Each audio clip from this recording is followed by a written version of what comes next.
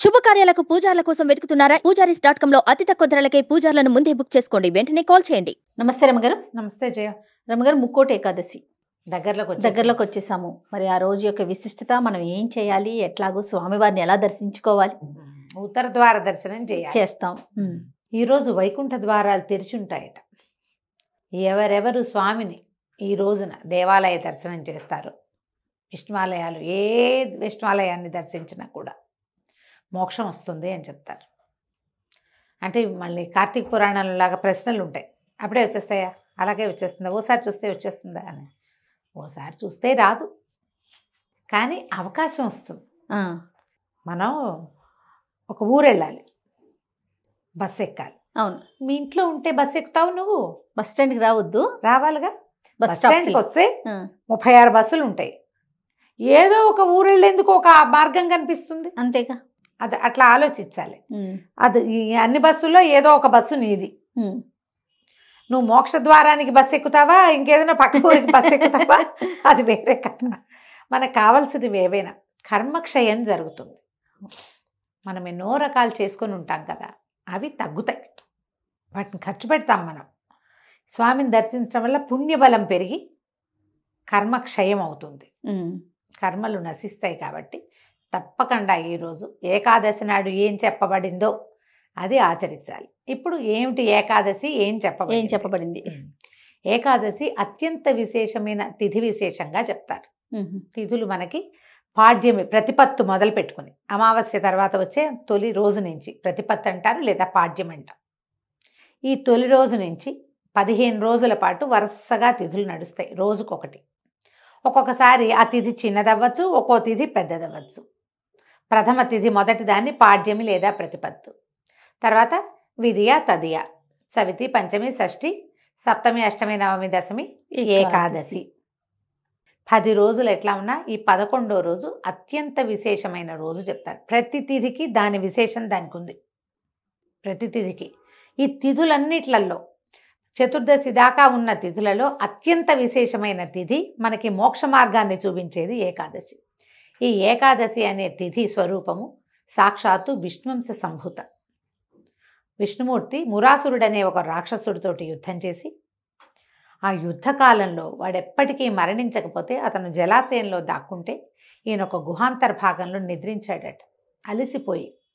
విష్ణువు కూడా అలసట ఉంటుందంటే ఉంటుంది, జగన్నియామకుడైతే మాత్రం ఆయనకు అలసట ఉండదు అనుకోవడానికి వీలు లేదుగా. ఏదో కారణంతో అలసిపోయాడు. ఆయనకు ఒక ఇంత విశ్రాంతి తీసుకుంటుంటే ఆ మురాసురుడు నీటిలోంచి వచ్చేసి గుహాంతర భాగంలోకి ప్రవేశించి విష్ణువు మీదకి ఆయుధం ఎత్తాడు. అయితే ఈ నిద్రలో ఉన్నటువంటి విష్ణుమూర్తి శరీరంలోంచి ఆయన యొక్క అంశాస్వరూపం, ఒక కళ ఆయనలోంచి, విష్ణు కళ ఒకటి బయటకు వచ్చి మురాసురుణ్ణి సంహరించింది. ఆ వచ్చిన కళ స్త్రీ స్వరూపంలో ఉంది, ఒక కన్యకా స్వరూపంలో. తనలోంచి బయలువడినటువంటి ఆ విష్ణు కళకి ఏకాదశి నామధేయం చేశాడు విష్ణువు. ఆయనకి అత్యంత ప్రీతిపాత్రమైన తిథి స్వరూపాన్ని ఇచ్చాడు. దానికి రోజులలో, మానవులు గణించేటువంటి రోజులలో ఒక రోజు నీది. నీ రోజున నన్ను స్మరించిన వాడికి మోక్షం లభిస్తుంది. నీ రోజున నా కోసం ఉపవాసం చేసేవాడికి మోక్షం లభిస్తుంది, విష్ణు సాయుధ్యం లభిస్తుంది అని ప్రపంచం మొత్తానికి అవకాశం ఇచ్చాడు. ఈ ఏకాదశి నాడు ఉపవాసం చేయటం, పైగా ఈ తప్పించుకున్నటువంటి, మరణించినటువంటి మురాసురుడి యొక్క సహస్రాంశం ఒకటి ధాన్యంలో దాక్కుంది, బియ్యం అని చెప్తారు. అది వరి బియ్యంలో దాక్కున్నాడట. అందుకని ఏకాదశి నాడు ఎవరైతే బియ్యం తింటారో వాళ్ళల్లోకి తామసిక అంశ, ఈ ముర అంటే వాడెవడో ఒక వ్యక్తిగా చెప్పడానికి వీల్లేదు. ఈ రాజసిక, తామస గుణాలు, వరిషడ్వర్గాలు మొదలైనటువంటి తామస శక్తులే మురాసురుడు. ఆ తమస్సు బియ్యంలో ఉంటుంది ఈ రోజున. ఇప్పుడు మనం ఎట్లా లెక్క పెట్టాము, చంద్రుడి తాలూకు 10 రోజులు, 11వ రోజు ఇది. చంద్రుడి కళ పెరిగిన 11వ రోజు. ఈ 11వ రోజు మనకి పంటలు పండటానికి కారణమే చంద్రుడు, సూర్యుడే కాదు, చంద్రకళ కూడా.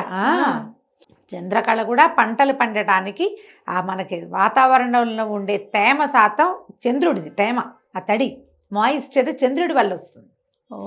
ఇప్పుడు ఈ చంద్రుడి కళలు పెరిగేటప్పుడు ఈ 11వ రోజు నాడు ఆయన వల్ల పుట్టేటువంటి ఈ ధాన్యాన్ని గనక తింటే మందత్వం కలుగుతుంది మానవులకి. బద్ధకం పెరుగుతుంది. అందుకేనా? బద్ధకమే తమస్సు, ఓ నిద్ర అదంతా చీకటి కదా. అందుకని ఈ ఉపవాసం. ఒకరోజు మానేయి అని చెప్తారు. ఒక్కనాడు మనం అన్నం మానేస్తాం, ధాన్య సంబంధమైనవి ఏవి తినము, ఏం తినం, పప్పులు తినకూడదు, ధాన్యం వరి అన్నం తినకూడదు, చిరుధాన్యాలు తృణధాన్యాలు నో, ఏమీ లేవు. మర్నాడు తినేసరికల్లా నువ్వు మామూలు అవుతావు. ఈ ఒక రోజు తప్పించటానికి ఈ రోజును పెట్టారు.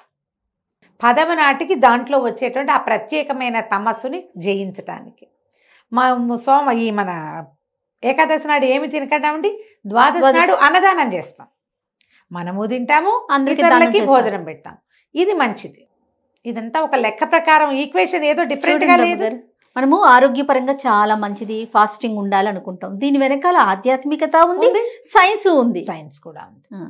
అందుకని ఉపవాసం ఉండి దీనికి మళ్ళీ ఏకాదశి తాలూకు ముందు భాగమైనటువంటి దశమి నాటి రాత్రి కూడా అన్నభోజనం చేయకూడదు, ఫలహారమే చేయాలి. అదొకటి. ఏకాదశి నాడు 2 పూటలు 3 పూటలు, ద్వాదశి నాడు ఉదయం అన్నం భోజనం చేయటం, అందరికీ పెట్టడం. మళ్ళీ ద్వాదశి నాటి రాత్రి కూడా అన్నం తినకూడదు. మనని ఎన్ని పూటలు మాన్పించారు అన్నము? దశమి, ఏకాదశి 2, ద్వాదశి రాత్రి 4 పూటలు. ప్రతి 15 రోజులకు ఒకసారి 4 పూటలు నో అన్నము. ఇదే కాదు, పౌర్ణమి నాడు అన్నభోజనం లేదు, అమావాస్య నాడు అన్నభోజనం చేయకూడదు. పౌర్ణమి అమావాస్యలని మనం మర్చిపోయాము, ఏకాదశిని మాత్రం కొంచెం పట్టుకున్నాం, వదల్లా. ఇంకా పౌర్ణమి తిథులు, పౌర్ణమిలో దీంట్లో సంక్రమణంలో సూర్య సంక్రమణ ఉంటుంది, అప్పుడు కూడా అన్నం తినకూడదు జయ. అది ఆ నియమం ఉంది. ఉపవాసం సంక్రమణాల్లో కూడా అన్నభోజనం చేయకూడదు. సంక్రమణాలు మెల్లిగా కలియుగ ప్రారంభంలో తగ్గిపోతే అమావాస్యలు పౌర్ణములు మెల్లిగా కాలం ఎక్కేసరికి పోయినాయి. ఇంకా ఏకాదశులు మిగిలిన్న కాలంలోనే, పుణ్యకాలంలోనే ఉన్నాం మనం. మన ముందు నాటికి ఏం చేస్తామో తెలియదు, ఏకాదశి చూసుకోవడం కూడా తెలియదు కదా. కాబట్టి గ్రహించవలసింది ఇది మనకి ఆరోగ్య రీత్యా చాలా మంచిది. అయితే ఈ రోజున వైకుంఠ ద్వారాలు తెరవబడతాయని స్వామి అందరికీ దర్శనమిస్తాడని, 2 రాక్షసుల కోసం వైకుంఠ ద్వారం తెరవబడింది అని ఒక కథా విశేషం కూడా చెప్తారు. అయితే 3,000,000 దేవతలు స్వామివారిని దర్శించడానికి వచ్చారట, వస్తారు. అప్పుడు ఎప్పుడైతే మనం ఈ వైకుంఠ ద్వార దర్శనం, దేవాలయాల్లో కూడా ఉత్తర ద్వార దర్శనం చేయిస్తారు. ఉత్తర ద్వారం మామూలుగా కొన్ని దేవాలయాల్లో కనపడుతుంది, చిన్న చిన్న దేవాలయాల్లో కనపడుతుంది. తిరుమల తిరుపతిలో ఉంది, భద్రాచలంలో ఉన్నది, కొన్ని ప్రత్యేక దేవాలయాల్లో కూడా వైకుంఠ ద్వారం ఉంటుంది. స్వామిని అక్కడ వేంచేపు చేయించి ఆ ద్వార దర్శనం చేయిస్తారు. తిరుమల తిరుపతిలో అయితే 10 రోజుల పాటు వైకుంఠ ద్వార దర్శనం, స్వామిని ఉత్తర ద్వార దర్శనమే చేస్తాం. పైగా ఇది ధనుర్మాస పుణ్యకాలం, ధనుర్మాసము. అవును, ఈ ధనుస్సులో ఇది ఎలా చూడు, ధనుస్సు నుంచి మన మకరం వరకు మధ్య నడిచే మార్గంలో మధ్యలో వచ్చింది, మార్గళిలో, మార్గశీర్షం కదా ఇది. ఈ దారి ఏమిటి? దేవతల తాలూకు తెల్లవారుచాము. ఇది ధనుర్మాసము, దేవతల యొక్క తెల్లవారుచాము. వాళ్ళు లేచేది ఎప్పుడు? పూర్తిగా మకర సంక్రమణానికి. సంక్రమణానికి దగ్గరయ్యే కాలంలోనే మనకి ఇది ఇంచుమించుగా వస్తుంది, అంతే కదా లెక్క. సో ఈ కాలంలో మనం ఏదైనా దేవాలయ దర్శనం, విష్ణువాలయంలో స్వామిని వేంచేపు చేయించబడినటువంటి అర్చామూర్తిని కాకపోయినా మూలవర్లు కాకపోతే ఉత్సవర్లని దర్శనం చేసుకుంటాం కదా. పిచ్చిగా జనం ఉంటారు దేవాలయాల్లో విపరీతంగా. అయినా కూడా ఒక్కసారి దర్శనం చేసుకుని ఈరోజు ఆయనదని జ్ఞప్తి పెట్టుకుని, పైగా ఈ 3,000,000 ఏకాదశి నాడు కనుక ఉపవాసం చేస్తే 3,000,000 ఏకాదశులు ఉపవాసం చేసిన ఫలితం లభిస్తుందట. అదొక పాయింట్ చెప్తారు. మనం ఇప్పటిదాకా చేయము, మనకి మన సంవత్సరం అంతా ఉన్నాయి కదా, నెలకి 2 చొప్పున 24 ఏకాదశులు వస్తాయి మనకి. సంవత్సరం అంతా కలిపి నెలకి 2 కదా, అంతే కదా, 12 రోజులు 24. ఈ ఒక్కటి చేస్తే మిగిలిన 23 సార్లు చేసిన ఫలితం కూడా లభిస్తుంది.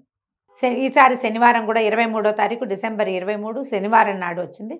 శనివారం కూడా కలిసి వస్తే మరింత విశేషం అని చెప్తారు. శనివారం విష్ణు వారంగా చెప్పుకుంటాం కదా, వెంకటేశ్వర స్వామి వారికి శనివారాలే మన ఉపవాసం. అవునవును. ఇప్పుడు ఇలాంటప్పుడు ఉపవాసం ఉండి శివాలయానికి వెళ్ళినా కూడా ఫలితం లభిస్తామా? అందులో ఏ అనుమానము లేదు. ఉత్తర ద్వారంలో స్వామి ప్రత్యేకంగా వేంచేసి ఉంటాడు కాబట్టి వేంచేసి ఉన్న సమయంలో చూడగలిగితే మహత్తరంగా ఉంటుంది. అన్నము వద్దు, తద్భిన్నమైనవి అన్నం వాడకుండా, బియ్యం వాడకుండా చేసే ఏ పదార్థమైనా తినచ్చు. ఫ్రెష్ పళ్ళు తినచ్చు, పాల సంబంధమైనవి తీసుకోవచ్చు.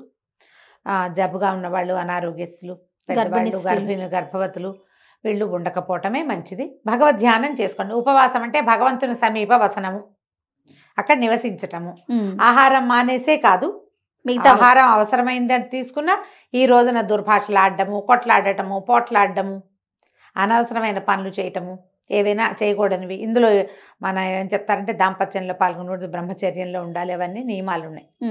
మనం నియమం పూర్తిగా ఏకాదశి ఉపవాసం ఉంటే ఈ నియమం పాటించటం, లేదా కనీసం ఒక దేవాలయ దర్శనం చేసుకోవటం, విష్ణునామ సంకీర్తన చేసుకోవటం, విష్ణు సహస్రనామాన్ని చదువుకోవటం. ఈరోజు గీతా జయంతి కూడా అని చెప్తారు. ఈ రోజునే ఇదే రోజున హాలాహలము అమృతము రెండు పుట్టిన ఈ సముద్రంలోంచి అని చెప్తారు. ఉదయకాలంలో హాలాహలం పుడితే ఆయన శివుడు స్వీకరించాడు, సాయంకాలం వేళ అమృతం పుట్టింది. ఇది ఒక కథ. కథనాలు బోల్డ్ అని ఉంటాయి కదండి. అక్కడి నుంచి ఈ రోజునే గీతా బోధ చేశాడు. భగవద్గీత బోధింపబడిన రోజు, యుద్ధం మొదలుపెట్టారు అని చెప్తారు. కాబట్టి గీతా జయంతి కూడా మనం జరుపుకోవచ్చు. భగవద్గీత చదువుకోవచ్చు, భాగవతం చదువుకోవచ్చు, రామాయణం చదువుకోవచ్చు.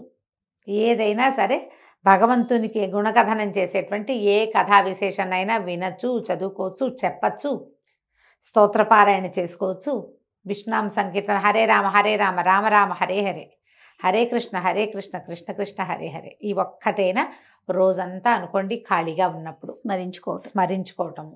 అవకాశం ఉన్నవాళ్ళు ఉపవాసం ఉండొచ్చు, భగవద్ దర్శనం చేసుకోవచ్చు. తప్పకుండా రమ్మగారు. నమస్తే. నమస్తే జయ.